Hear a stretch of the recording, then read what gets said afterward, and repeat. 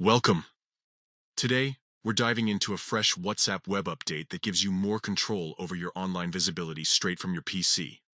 If you've ever wanted to manage who knows when you're online, this is for you.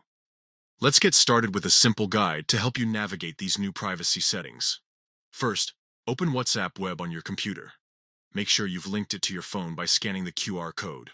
Once you're in, look to the left side of the screen. You should spot a gear icon there. That's our gateway to the settings menu. Click on it.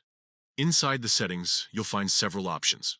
We're interested in privacy, so go ahead and click that.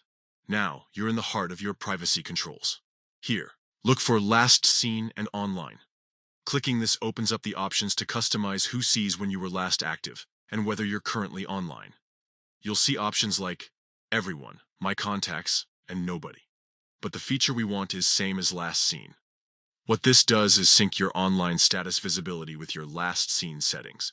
So, if you've set your last seen to My Contacts, your online status will follow suit.